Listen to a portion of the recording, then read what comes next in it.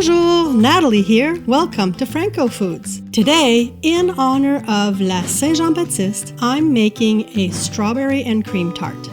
First step is to make the Crème Pâtissière, or cream pat, as it's sometimes called in English. Crème Pâtissière is a creamy custard base, and it's used in a variety of dessert, like for the filling of an eclair, a millefeuille, in pies, and you can change the flavor to suit your taste or needs. For those of you who don't know, St-Jean Baptiste, or in English you'd say St-Jean the Baptist, is the patron saint of French Canadians and Franco-Americans. In Quebec, La Saint-Jean is celebrated on June 24th. It's an observed holiday in Quebec. It's usually quite a fun party, actually. Okay, to make the vanilla cream pat, I'm using vanilla paste instead of liquid vanilla extract. I started using paste during the holidays, and I really like it. You need the same amount as you would for vanilla extract, but I really like how it's a paste instead of a liquid, and I also like that you can see the seeds of the vanilla bean. So I find it adds a really nice texture to something like a crème pat. I chose to make a strawberry dessert because not only is June strawberry season, but when I was thinking of Quebec, it made me think of the strawberries of Île d'Orléans. Île d'Orléans is an island that is located about 5 kilometers from downtown Quebec City. Originally, the island was settled by the indigenous people known as the Hurons. They called it Minigo, hopefully I'm saying it properly, and they called it that because it meant enchantress, and it was because the island was just so charming. Then, in 1535, Jacques Cartier landed, and he changed the name, or in his case, I guess he named it Île de Bacchus because of its abundance of wild grapevines. Okay, so I'm incorporating the warm milk slowly into the egg mixture because I don't want to accidentally cook the eggs. I'd rather take my time to make sure it turns out smoothly. Once I'm sure the mixture is properly tempered, I go ahead and pour the remainder of the milk. In 1536, the island was renamed Île d'Orléans. It was in honor of Henry II, who was the son of the King of France, and who was also the Duke of Orléans. Okay, now back onto the burner to slowly heat and thicken the crème pat. And yes, that is a new burner I'm using. I love new gadgets.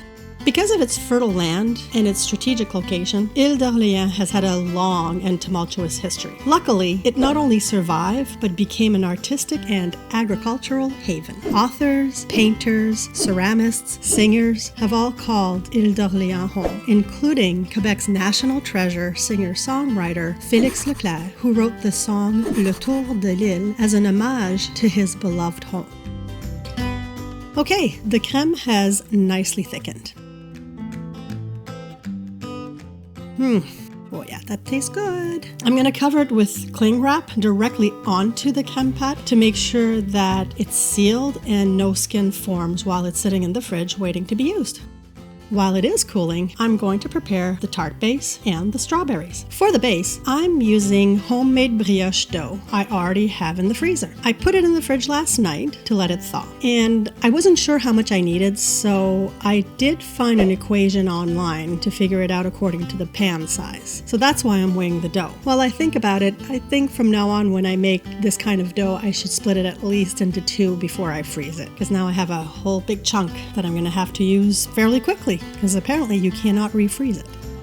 A few weeks ago, I was talking to my friend Jess Martineau. He's one of the hosts of the French-Canadian Legacy podcast, and he's currently studying French in Quebec City. He told me he was planning a visit to Île d'Orléans, and I told him to make sure to go back during strawberry season because the island is known for them. He told me that his pépère, even when he was in his latter years, he still remembered fondly the strawberries, that he would actually still talk about them, even though he hadn't been there in a very long time. That's what I call a lasting reputation. Since brioche does inflate or puff up or rise while baking, I'm rolling it rather thinly because I want to make sure I have enough space for the crème pat and that it doesn't overflow. Honestly, I'm kind of making this up as I go, so I hope it turns out okay. I mean, I'm feeling pretty confident about the taste, but I do hope it looks nice as well. Okay, so I'm going to let the base rest for about 30 minutes. In the meantime, I'm going to prepare the strawberries. Now, in my mind, I had planned on using local strawberries. I'm lucky to live around a lot of farms, but the nights have been rather cold, and so they weren't ready to be picked. In my mind, I can see what this is going to look like, and I can imagine a nice layer of thin sliced strawberries, so all nicely lined up on top of the crème pâte. So I'm cutting them rather thinly, or at least as thin as I can.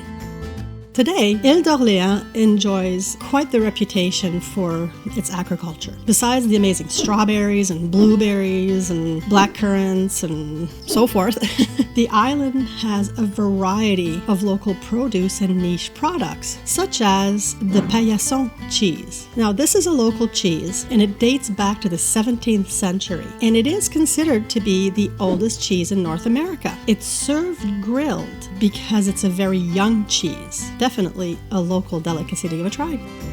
Okay, the tart base is ready. Time to put it all together. Now I'm pressing down the dough a bit to deflate, right? Because I want to have enough space for my filling. I'm glad the tart pan is the right size for the amount of crème pâtissière I have. I think that if I were to use a bigger pan, I'd probably have to double the recipe. So as you can probably tell, I am a fan of Ile d'Orléans. Honestly, I only visited a couple of times when I was younger. One of my brothers went to the university in Quebec City, and I do remember that it was beautiful. My husband and I are campers, so I look forward to going back again and exploring it by bicycle and getting a chance to sample some of the goodies. Once the strawberries are set, I'm lightly dabbing egg wash on the side of the dough. I want it to be nice and golden once it's baked. Then, finishing touch, a dusting of sugar to add a bit of sweet crunchiness to it. Ready for the oven!